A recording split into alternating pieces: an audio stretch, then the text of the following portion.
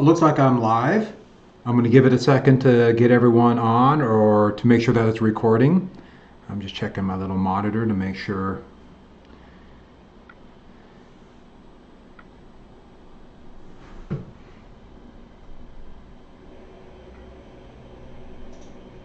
It appears to be okay.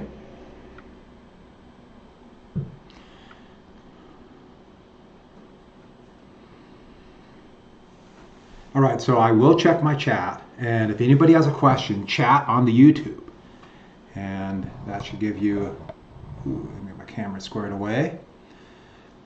That should give you an opportunity to ask questions, but don't forget that you can stop it anytime you want. Well, if you're watching it, watching the recording of it, or go back, just jot down where you left off. I'll try to go slow, but it's hard to judge when there's no one in front of me. And get my chair set up here. Seem a little bit off-centered here, which is not necessarily a bad thing. Okay, so a couple things.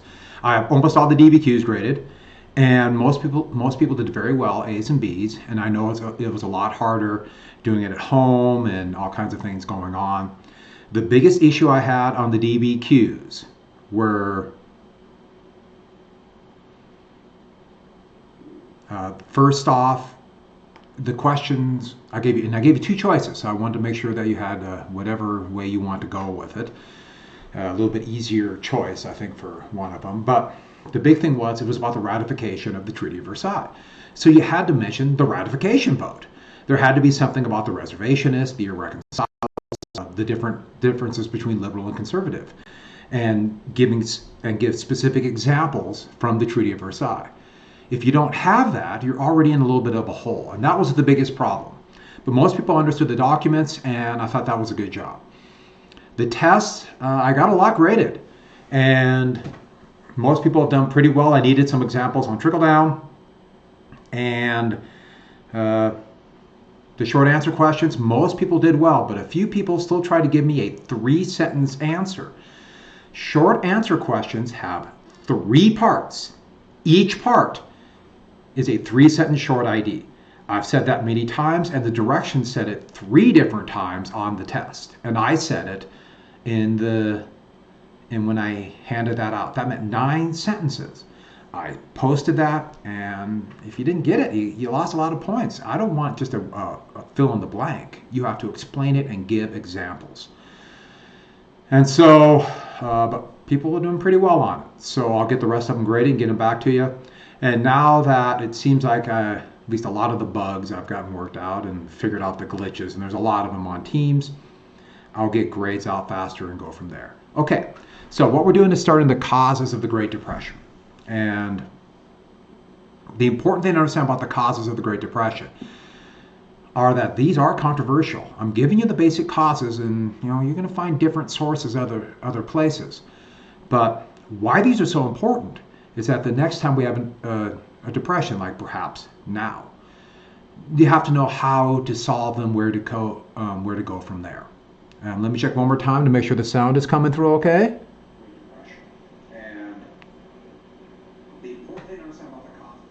All right, so it seems to be working pretty well. Let's go from there. So this is just a good example of all the cars being produced, and the idea being this consumer economy, people could buy more, but it required more people to buy goods. And therefore, more people are reliant upon buying goods. That means their jobs and their livelihood. And if people aren't buying goods, workers are laid off. And the important thing to understand about workers being laid off, they can't just simply say, well, I'm going to go build another car or do it on my own. It doesn't work that way. If nobody is hiring in a capitalist economy where the people who have the capital hire the workers, then people starve. I mean, we're seeing that right now. So let's go on to Hoover was inaugurated. That's 1928. We already talked about, I showed you about Hoover.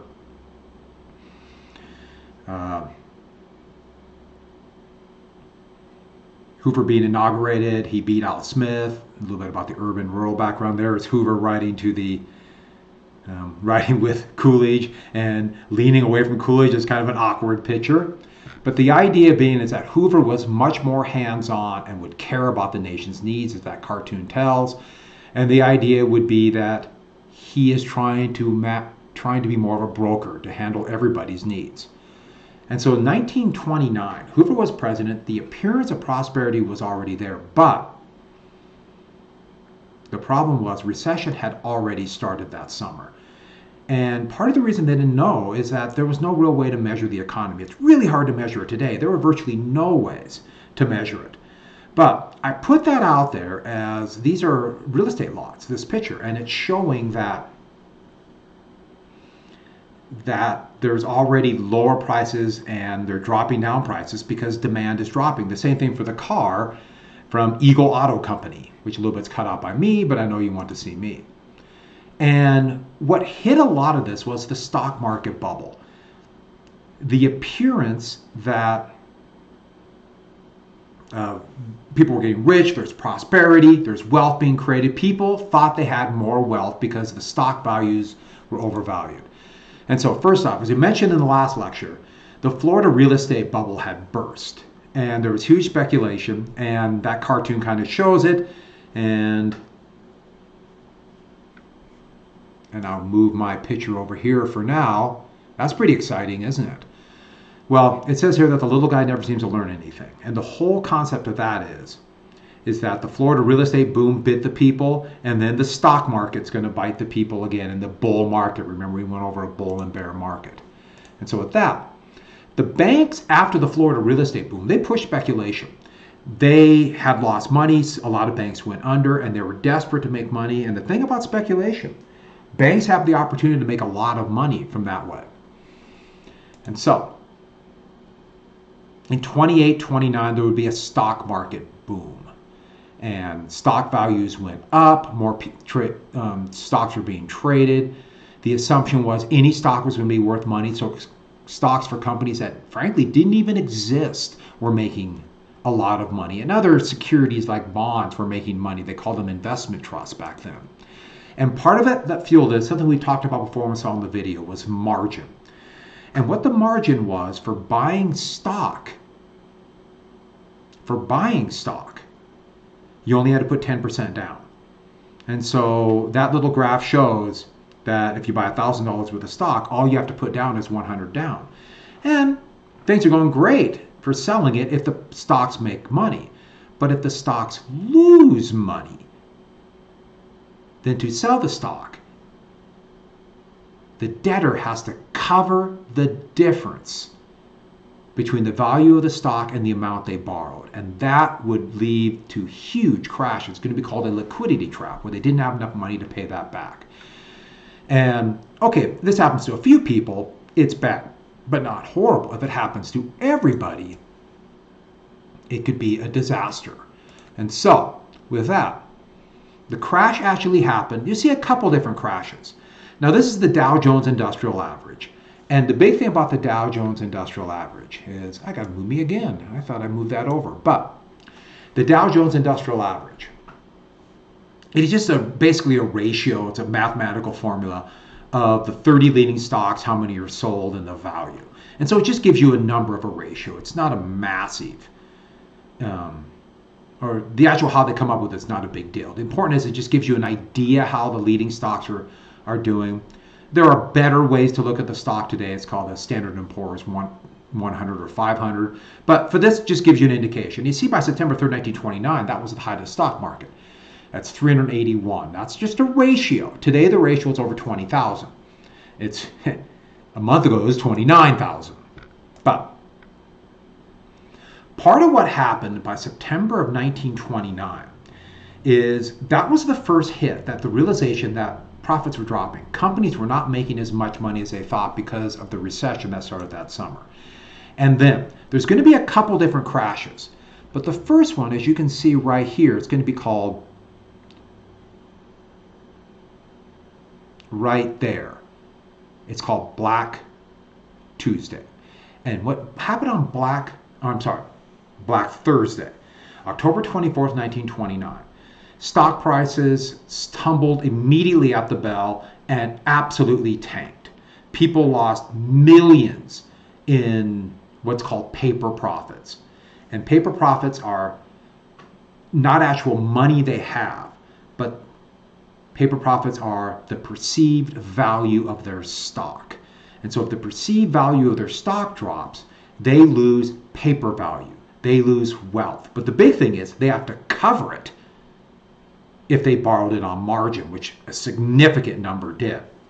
Well, Friday had a little bit of a pickup. Monday was bad. But all that weekend, there were government reassurances. President Hoover came out and said the stock market is doing great. Don't worry about it. Andrew Mellon gave radio broadcasts saying, don't worry, the stock market is doing fine. They said this all weekend and Monday. Do not panic. The stock market is doing fine. But secretly, as we found out later, Mellon was dumping stock because he knew it was about to crash again. So he's trying to sell while the price is still high to avoid losses.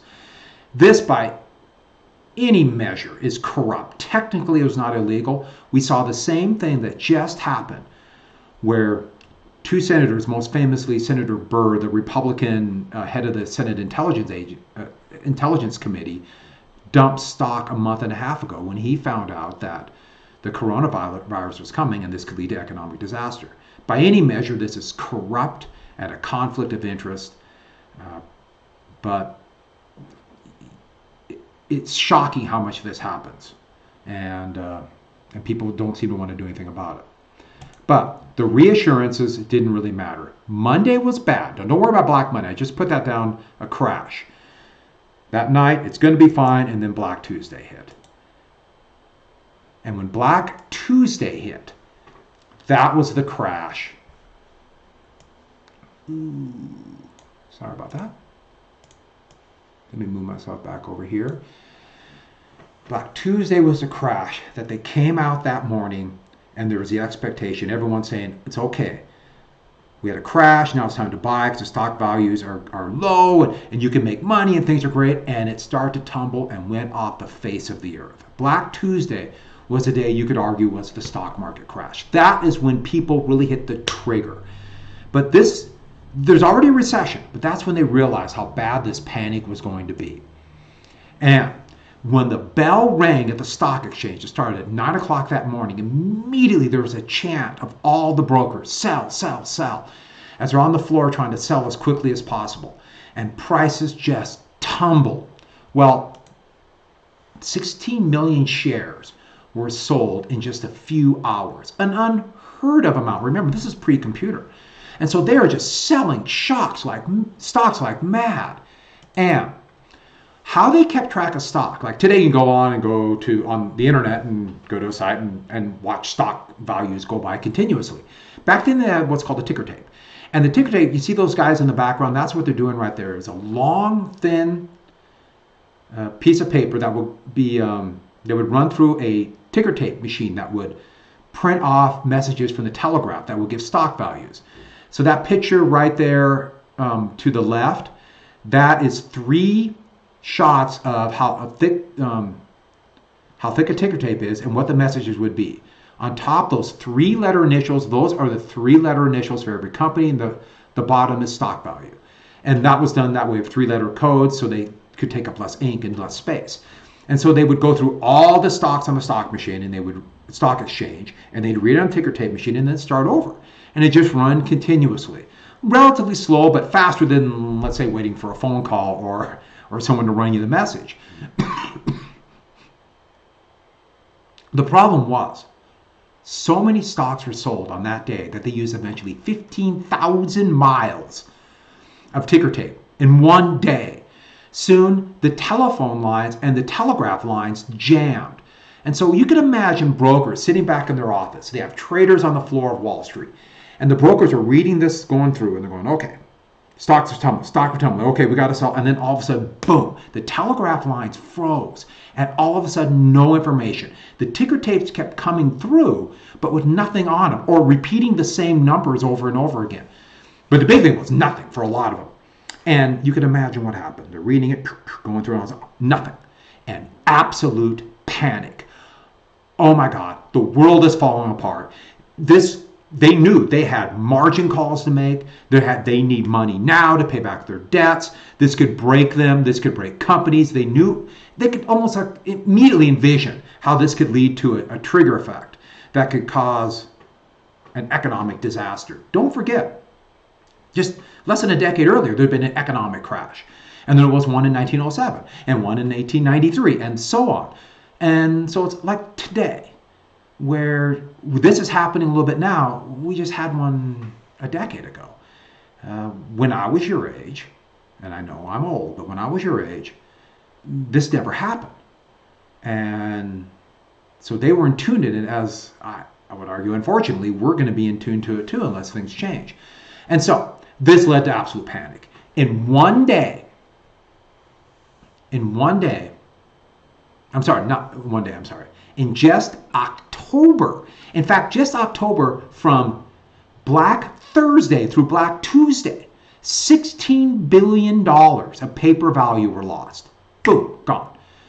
And we're talking near $1 trillion today. And today, there's a lot more money and a lot more shares being sold. So this is an unprecedented disaster.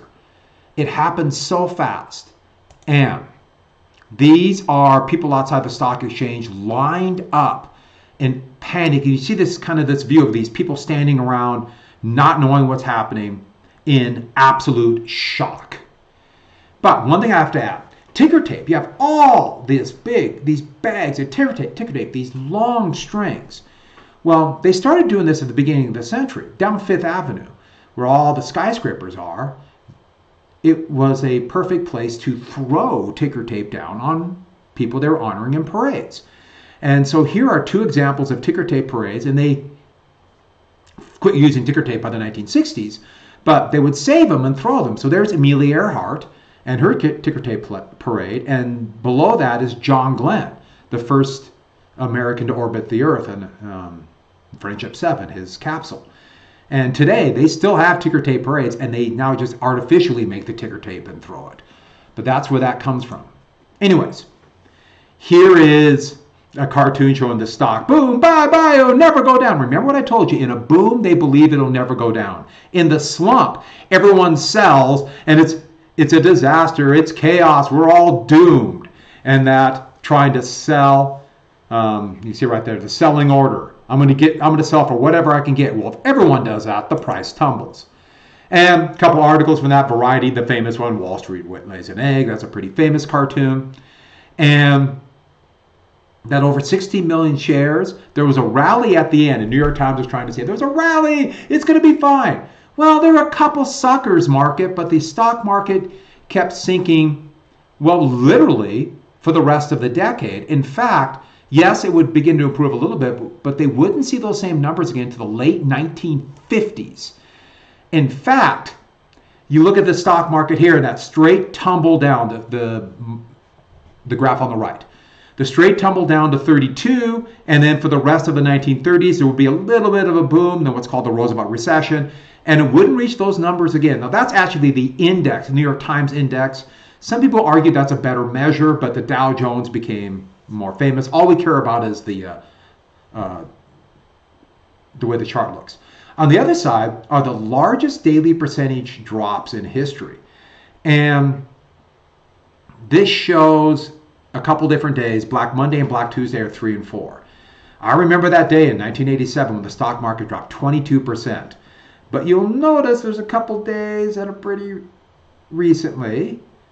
2020, March 16th, a 12.93% drop. And this is as of last week, this chart, so there hasn't been anything quite this high yet. But right now, in fact, while I'm doing this, stocks are going up. It could be a sucker's market, we don't know. But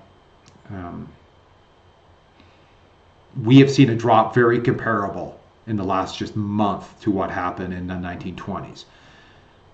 There had been pretty consistent stock growth since 2010, but all the stock growth that has happened since President Trump's election, so November 2016, all that growth now has been lost.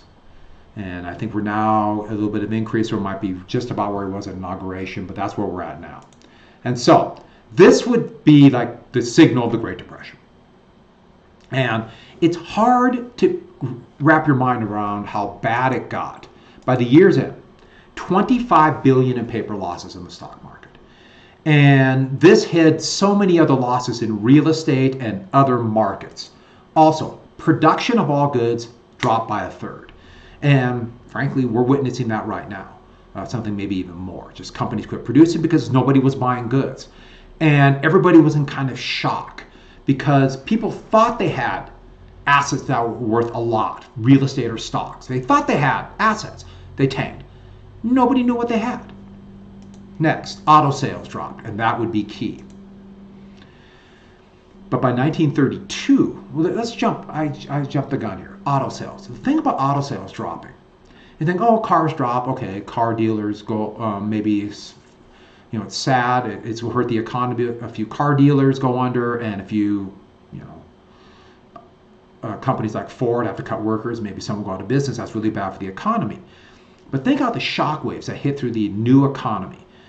When you make a car, you need steel, leather, rubber, glass, all sorts of electricity. That includes copper wire, and you name it, batteries, very, very precise steel and components for engines like spark plugs, etc., which are just coming out. And wood, but that's not all. So that ripples to all sorts of the economy. So like where they made rubber tires in Akron, Ohio for Goodyear, and Toledo for Firestone. If the companies in Detroit aren't making cars, they don't have jobs in Akron. And so this rippled everywhere. And the steel mill in Pittsburgh, it goes under too. But not only that, they were making all these roads. No longer. Gas stations, no longer. Motels, brand new thing. These hotels on the road. Motor hotels, motels. Gone. Restaurants, all these new restaurants, and the new thing called a drive-in was just literally coming out. Gone. This rippled everywhere. So, the new economy was relying so much on cars, and when we kept buying it, it collapsed. By 1932, the GDP, the value of all goods and services sold in the country, had tanked. And that graph in the right-hand corner shows the drop. And that's $1999. We don't care about the actual value of that. All we need is the level of the chart. And you can see how the New Deal took over and the economy began to go up. We'll talk about that more later. And the money supply, the amount of money in circulation dropped by a third. There was money out there, but people were hoarding it. 9,000 banks failed. And people who had savings in it, gone. In fact, the story of my great-grandfather who grew up in Papillion, Nebraska, the same one I told you about in class before, who during World War I, they broke his window because his last name was Schutz. Well, his bank, or he so distrusted banks that he would take money from a store and he'd get coins. This is 1930. And so coins, all these coins, he put them in jars and bury them in his backyard. And so there were jars all over because he so distrusted banks. Why would you put money in the bank? Boom, they're gone. In fact, he would do that for well into the late 1930s, even though the banks had been shored up. And I can remember going back there a couple times, my mom telling me this story, and I was like, God, there must be all these jars of coins. And that's back then, a lot of the coins were silver, but real silver. And I remember it was my grandma's funeral. And I was driving around with my mom, going through around Papillion, Nebraska, now a big town, but we're going to some place she remembers as a kid. And she said, let's go back, or what I said, let's go back and look where the store was. And so we drove by, and we knew the store was gone, but we didn't know what replaced it. Well, the store was gone. And so no, I don't know whatever happened to those jars of coins. But it's so ironic and sad. Where the store was, most of the lot where the store was is now a parking lot for, you guessed it, a bank.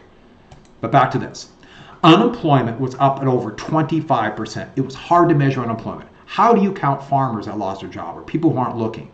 This is more of an estimate. And some areas like Akron, where they made tires, the unemployment was 80, unemployment rate was 80%. In Detroit, it was 2/3. It was hard to really know how many people were unemployed. But with that, wages tanked. We talked about what happened with the boom bust. This happened so fast. 32 was a catastrophe. So let's get to the causes of this. And so many homeless people hit the road. This is one of the more famous signs, but I think you can see why I chose it. Here's a local town, and telling people the railroad yards, people riding the rails trying to find jobs. Keep going. We don't have jobs for you here. So the first one, overproduction.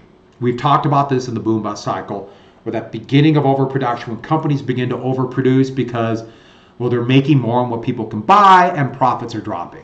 And the three big areas we mentioned, I just did a few minutes ago how important auto was, but there was also a massive construction boom.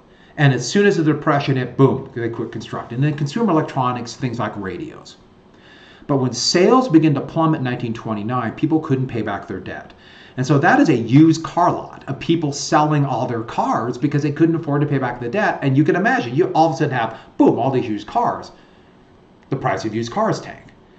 But also, it hit with farmers, and there was overproduction hammering farmers. Farmers were just devastated.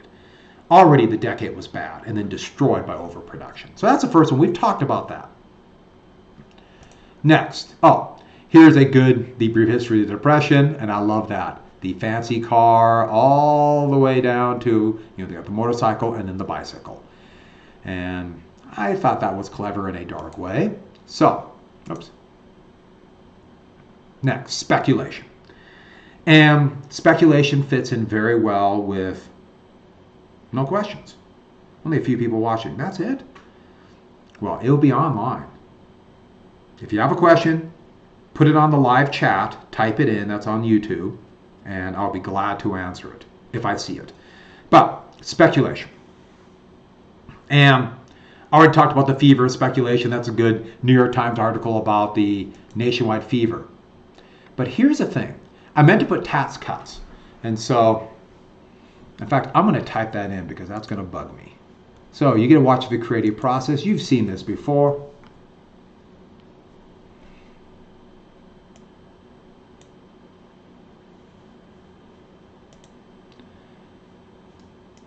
Okay, so there are huge tax cuts. That's part of trickle-down economics. 21 and 26 were the big tax cuts. And the whole idea was that these tax cuts would go in the hands of the very wealthy, and they would invest in business. But they weren't investing in business. Part of the problem was it's very difficult and time-consuming, etc., to start a business. But the other is, when profits started dropping and you have extra money, why would you invest in a business? Let's speculate. The allure of making money without work is huge. All of us have it in some way. Wouldn't it be great to just, magically make money? And that's what speculation appeared to be.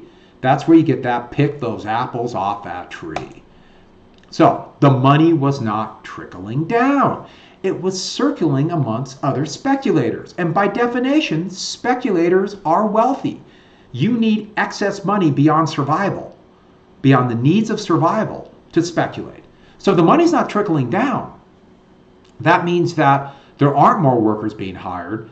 They aren't buying more goods. And remember, this is a consumer economy. In fact, the top 1% then had about 90% of the stock. Today, because of different ways that people do retirement, it's about the top 10% have over 90% of the stock. But still, the top 1% have about 2/3. And then there was that real estate bubble in Florida, but there was a huge boom of construction in New York City. You see it in Chicago. Los Angeles was exploding at this time in real estate. And then, of course, the stock market bubble. But the big thing is that means money that was not trickling down to workers and therefore being pumped back into money for investment in factories and building is being siphoned off to speculation. And this happens after every major tax. Every major tax cut. You could see it again. One of the biggest tax cuts in history would be two different times, in 81 and then 86. And they led to massive stock market bubbles, and I showed you that 87 crash. You saw the same thing in 2001 and 2003, which helped lead to the crash when the bubble burst in 2008. And 2017, this massive bubble in corporate debt. And so the thing about the crash that exposes all the debt. All of a sudden, people can't pay it off. And all these banks have loaned too much, or they have borrowed too much, because there are no real rules on that. Speaking of that, the gap between the rich and the poor. And there was a huge inequality of wealth. And that graph just shows that only 1% had over $10,000 income. Think of that in terms of about $500,000 today. But the other graph shows the wealthiest 0.1% had about 25% of the wealth, and it's really hard to tell wealth. That goes up to 2013. It goes up to about 24%. It's closer to over 30%, but like I said, it's really hard to tell wealth.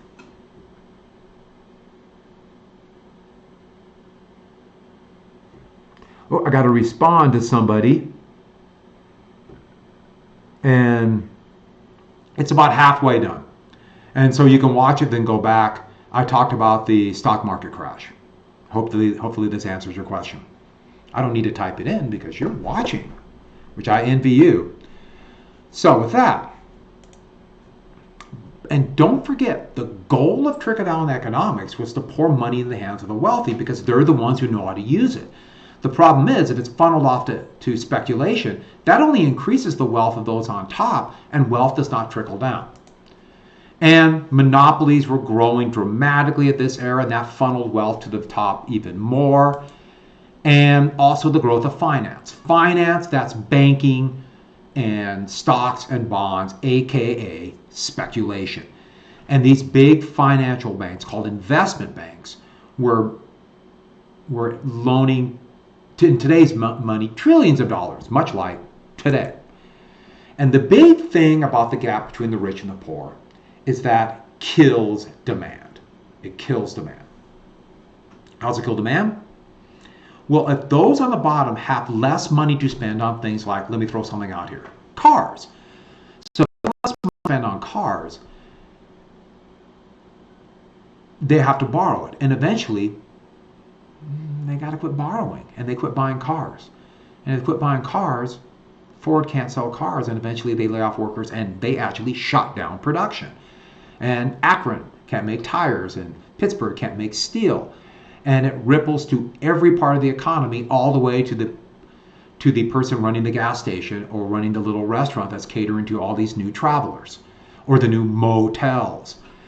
And this gap between the rich and the poor is an economic ticking time bomb. If the gap between the rich and the poor grows, eventually the mass numbers of consumers can no longer afford to buy goods. All it takes is one shock, and they will have to quit buying. And if they quit buying, it ripples quickly to everybody.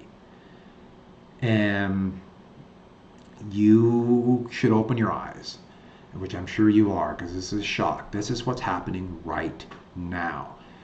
It's for different reasons, but because of the pandemic and people not going out and buying stuff, you see all of a sudden stores aren't selling goods. People aren't going into markets. They're not buying services. People aren't traveling. People aren't going out to eat. And it is rippling everywhere because most people have no margin for error. And if they're laid off, they can't buy goods. So the gap between the rich and the poor, let me repeat, it's an economic ticking time bomb for a consumer economy. And this graph, I showed it once before, but it's such a good graph because it shows over 51% of the wealth in 1928 was owned by 1%. That means most people have no cushion. And you saw the same thing by 2012. Today it's closer to 50%. It's very much like that, especially with the last corporate tax cuts. Wealth is pouring to the top. And most of the so-called stimulus packages that are happening right now, in fact, there's one that's going to pass the Congress, its main goal is to make sure that those on top are liquid. What it means by liquid means is they have money to pay back their debts. Very little of it's going to small business and workers, especially workers in low-wage jobs or what we call today the gig economy, where they're just getting job to job. And that is a time bomb. So here is a great little cartoon of what the goal of trickle-down economics. And It worked, but without certain controls, it could lead to this inequality. I like that cat went up pretty good. I like the piece of the pie. It's kind of a clever cartoon. So let's get into the next factor, financial failure. Let me check to make sure everything's going okay. That is a time bomb. So here is... Now you're hearing a little bit of the sound in the background. That's my laptop. You know, they got the little fan on it. Nothing I can do about it. I like the little humming. It makes me happy. So let's get to financial failure. There was no regulations. Remember, another goal of trickle-down economics. There was a hodgepodge of regulations in every state. And what happened is banks were making incredibly risky loans. In fact, they were rewarded because they didn't have to keep any reserves. They didn't have to keep reserves down on just in case people want money. They didn't have to keep money at all in the bank. So the whole thing was built on a house of cards. It was all built on debt. The whole system. Or sometimes you might see a house of sand. That's another one I've seen of that. I'm talking about today too. And let me exit this full screen. Let me move this picture up. Sometimes it's hard to know exactly where it's going to fit in my picture, but the reserves, what I mean by that is reserves are the amount of cash, liquid. That's called liquidity. That's your money. It's called liquid, money ready to spend. That's the amount that banks had to keep on hand, just in case people came in to borrow money. And there were no real regulations. And so banks weren't keeping reserves. In fact, banks were not only loaning out all of their cash, they were actually borrowing money to make loans and using their reserves as collateral. And so you can see that debt to GDP ratio. Household debt are like regular households where people have their debt. And they used to call it non-corporate, now it's called household. And that's not business debt. Just individuals, their debt was would eventually go up to 100%. We can see how the debt went up in the 1930s. That's because when everyone tried to pay back their debt at the same time, it led to more debt. But the point is, what I'm showing there are higher debt ratios as people borrowed more and more money. And eventually, they couldn't go any more debt. The other side shows what it is by 2006. You can see that's right before the crash of 2008. We see something very similar to that today. But let me explain how this works. Banks were borrowing money to pay other loans. And this is how it worked. Just imagine you have Bank A on top. Bank A. Bank A wants to make all these loans. And boy, when people are speculating, they know they'll make money on interest. I mean, this is just a race to loan money as quickly as possible because the boom's going to go on forever. So Bank A would borrow from Bank B. Bank B would borrow from Bank C. Bank C would borrow from Bank D. To get the point, they'd all be borrowing. Bank D would borrow from Bank E. And then Bank E very well could have borrowed from Bank A. All of them are in a cycle of debt. And all it takes is one of these banks in that chain to not get their loan payments and go under. One bank and the whole thing collapsed. They're all connected by debt. And all it takes is one to go under and the whole chain could go under because nobody had reserves. Don't forget when I say this, these regulations, that would be maybe one of the biggest reforms of the New Deal.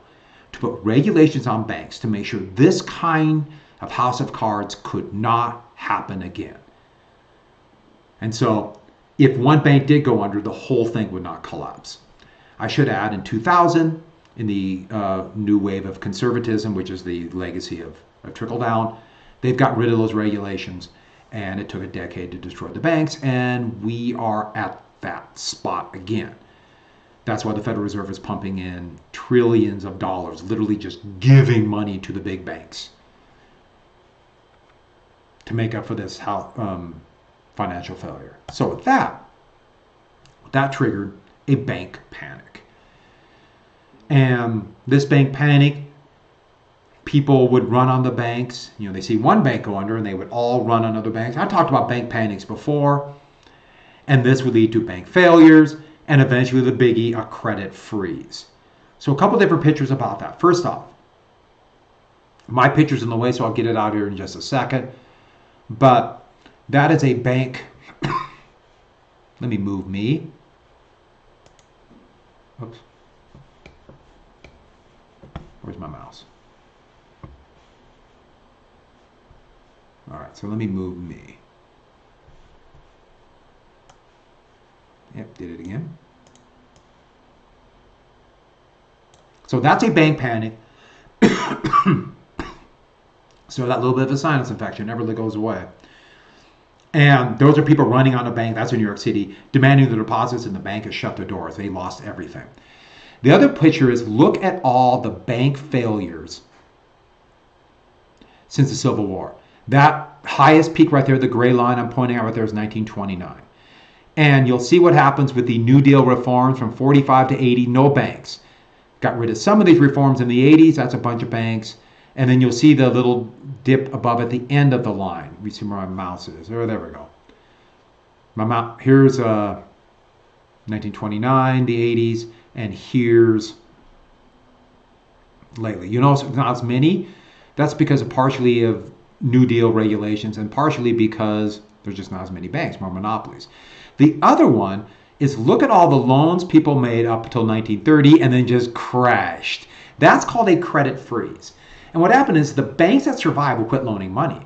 They go from trusting everybody, we're all going to get rich, to, okay, I don't trust you. I don't believe your assets you say are good for collateral are worth it, and they quit loaning money. And so that's what we call a credit freeze. And when credit freezes happen, the banks that survive are afraid to loan, but people can't get credit. And people can't get credit, business can't function. Businesses operate on the availability of credit. They need to borrow money every single day. In fact, the paper market today, which fortunately as of right now is still functioning, is a one-day loan that big businesses make every single day. They borrow trillions of dollars every day. Borrow in the morning, pay it back at night. And they need credit. And if credit isn't there, people are scared to loan money, businesses collapse. If businesses collapse, people don't have jobs. People don't have jobs, unemployment, and I think you know where that's going to lead to. So that leads to something called debt deflation. And debt deflation is a spiral that happens with bad economies. So let's look at that. First off, with a depressed economy, people aren't borrowing money, or people aren't spending money. Companies are going under, laying under. Remember we did the boom bust as it begins to go down to the bust. And companies are laying off people, they're not selling goods. That is when the worst time of an economy hits. So this is where we get what we call a liquidity trap. A liquidity trap, liquid means money. That means cash on hand. So like you open your wallet, you have cash, that's money you have on hand. Well, all of a sudden people can't pay back their debt. They don't have money. Some people do have money, but remember what I told you, they're hoarding money. I told you my grandpa's story, but think about that on the grand scale. Those with a lot of wealth are just sitting on it. So people don't have money to pay back their debt. Well, how do you get money?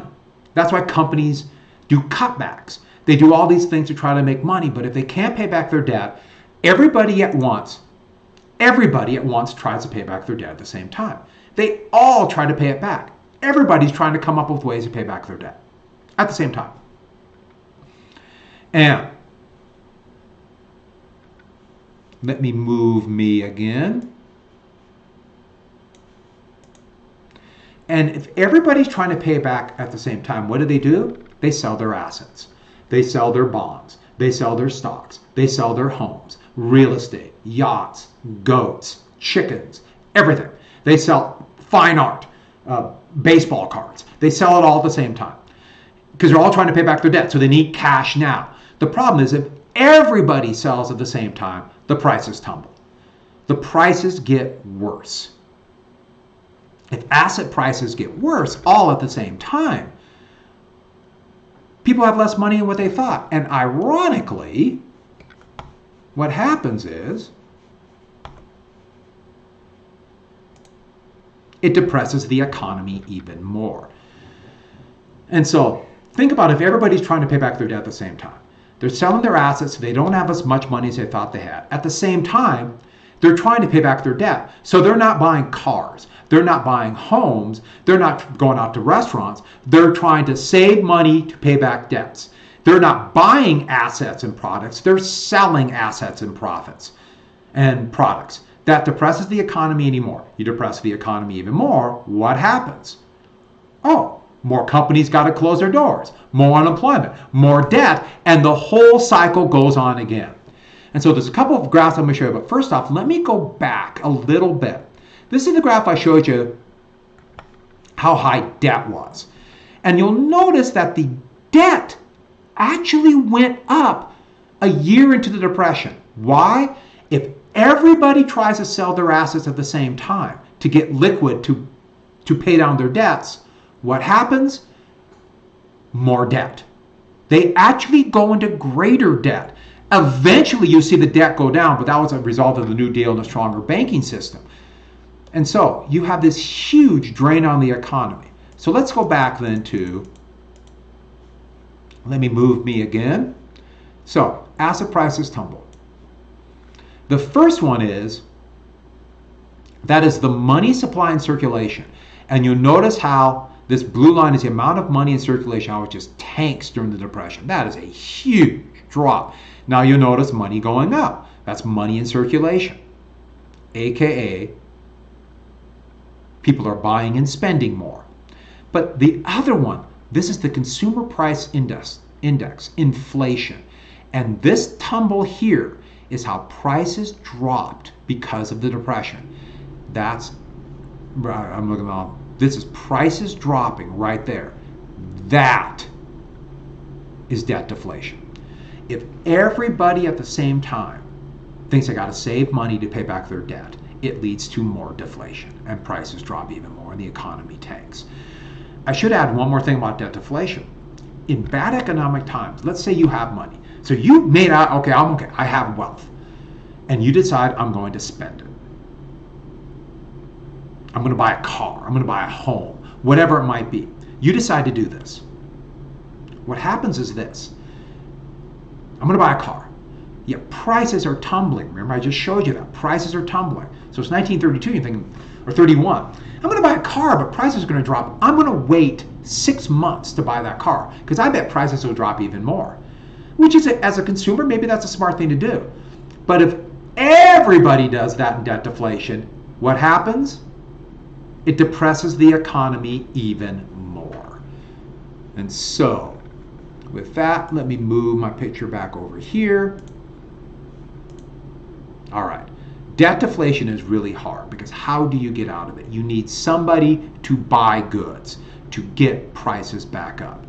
That's where you get the New Deal. But the cycle over and over again. So with that, what we have is a failure of government. And there are a lot of problems with government. And here is a cartoon of Hoover just basically he would make pronouncements. It is wrong to speculate. You should go and invest in business. That's the detour to Business Boulevard. But there's no really action.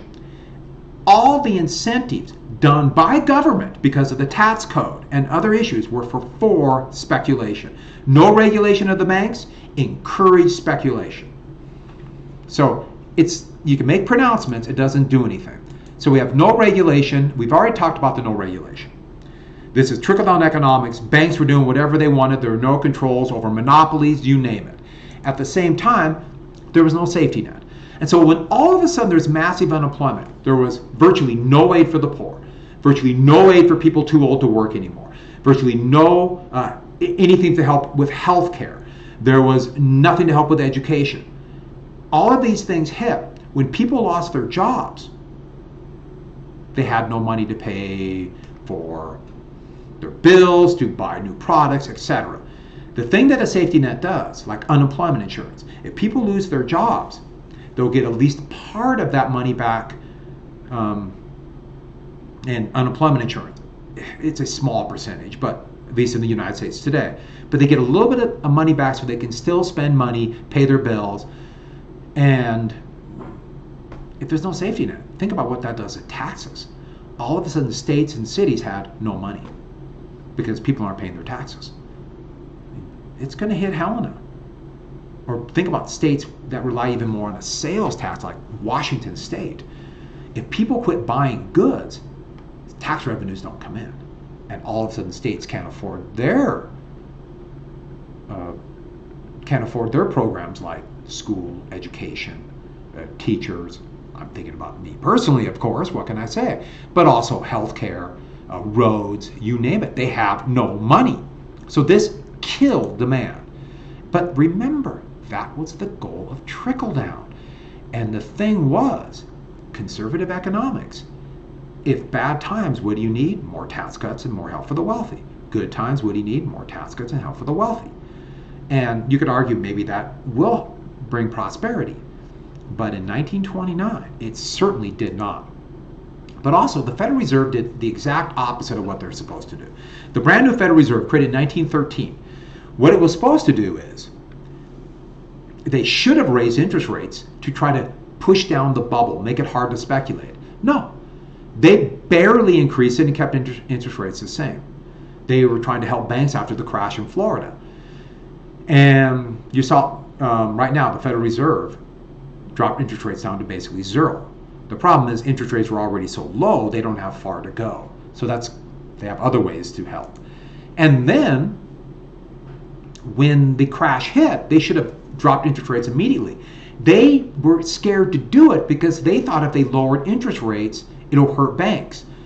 Ironically, that made the situation for banks worse because people couldn't loan money and it made the credit freeze worse. So they did the exact opposite.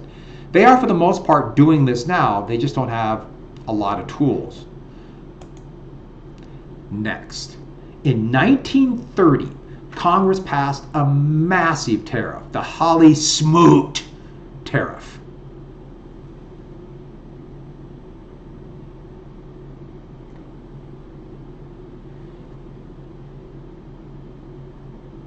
The Hawley-Smoot tariff. I just seen that. I got a question saying, are we seeing signs of this today? And I'm not sure when you exactly sent this, but yes, we are exactly seeing signs of that debt deflation today. It is most certainly happening. That's why the Federal Reserve, let's go back before I get to the tariffs. I want to answer this question. This is a good question. The Federal Reserve today, that is why, even though they've dropped interest rates down to zero, to make up for the issue of the banks and debt deflation, that is why they have opened up the troughs. And they are literally giving, in fact, they're talking about $1 trillion. This came out on Friday, $1 trillion a day, just literally pumping into the banks at no interest loans or buying assets that the banks have that are worthless, just giving them money so the banks don't collapse. So we're seeing that today. And that's why they sold the goats. So you answered that. They had to sell their goats. So the Federal Reserve is doing that. And the Federal Reserve can also make money available to loans for corporations. And they're talking about doing that for small business. And that would be a massive help for small business if they open up the floodgates for basically low interest loans. The federal government could do more, just simply saying we're not going to. Small businesses don't have to pay back their loans until the crisis is over, or give them money to pay it back. But that's another story. So back to the Hawley-Smoot tariff. The Hawley-Smoot tariff was this. What they thought was, okay, if we raise the tariff, that will protect American businesses and they can start making money. And this fit in with trickle-down economics. Tariffs raise prices. And they thought, okay, let's knock out foreign competition. And so they voted a massive increase in tariffs. And this was a disastrous move. The problem in the United States was overproduction. Not foreign competition, it was overproduction. We were producing more than what people could buy. And if you increase the tariff, that raises prices, but it also, triggered a trade war. And so I did not type that in, so please type that in, a trade war. A trade war is, okay, so Britain and France, they too are going through the Depression. Germany is just being crushed by the Depression. So, a trade war.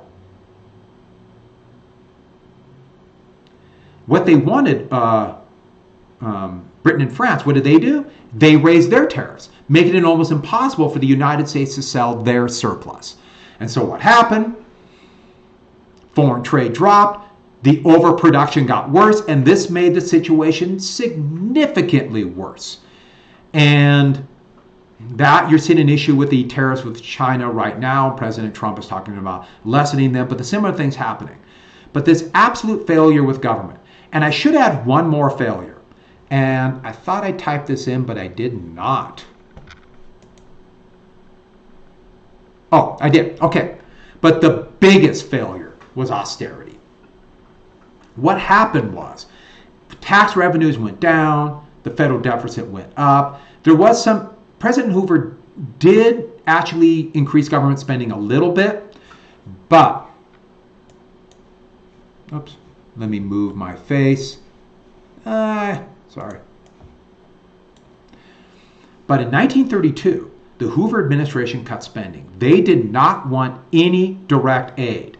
In fact, you'll see this cartoon on the right, the particular echo of this idea of being taxpayers telling government to quit spending money and save.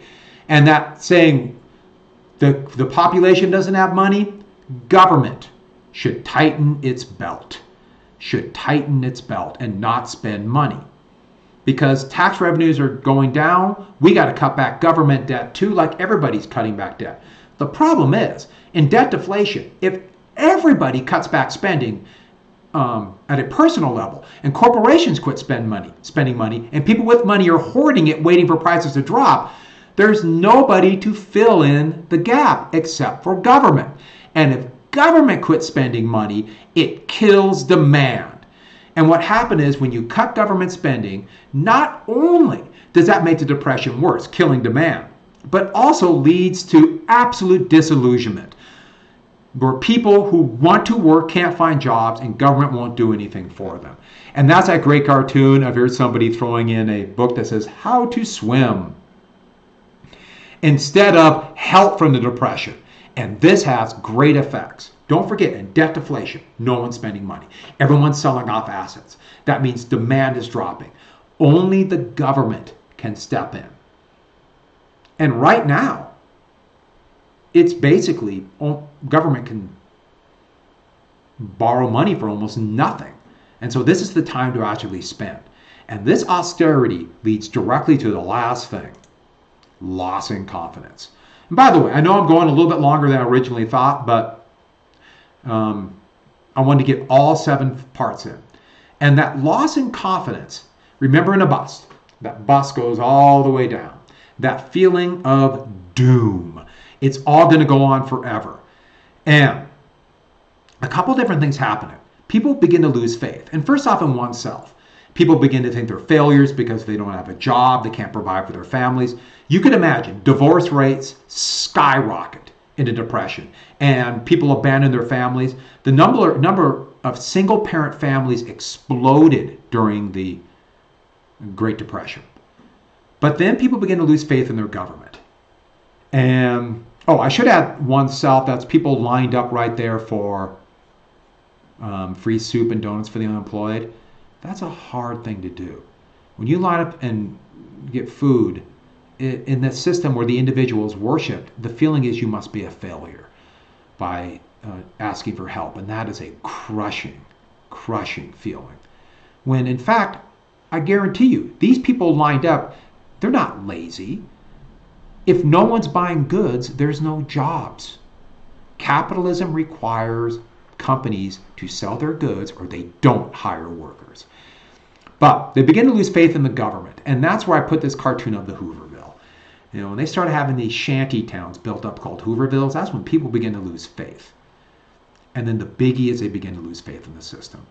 If the government and the system are putting people out in the streets, if the government and the system is not caring for them, if the government and the system only cares about a tiny group of people, frankly, those on top or those with political connections and not everybody else, they begin to lose faith. And that's where you see growth in 2 different extremes. And this is something we see in the 1930s, really see it, the 2 different extremes, and we see it today. You have the growth of communism and socialism, this idea that we could come up with a better system. And there was a myth that the Soviet Union was doing well at this time. It was a myth. But the other one are extreme right-wing groups who will come in and say, we'll protect the wealth of those who have wealth. We will guarantee security. We will guarantee that our people will be cared for. We don't care about anybody else. It's no coincidence that the same thing would happen here, would be the growth in right-wing movements, also the growth in communism, but right-wing movements would try to overthrow President Roosevelt in 1933.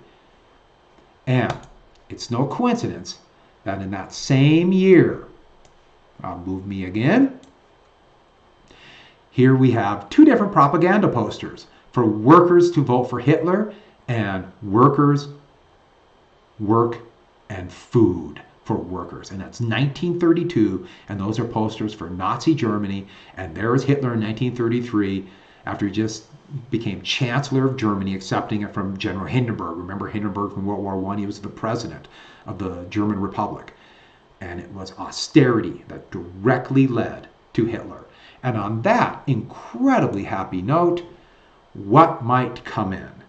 Well, that's why the election of 1932 was such a big deal. As we can see, Roosevelt had a great fastball. And what a great place to quit. So,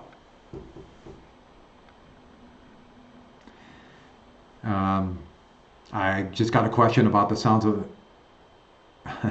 the new political ideologies. We see that exactly today.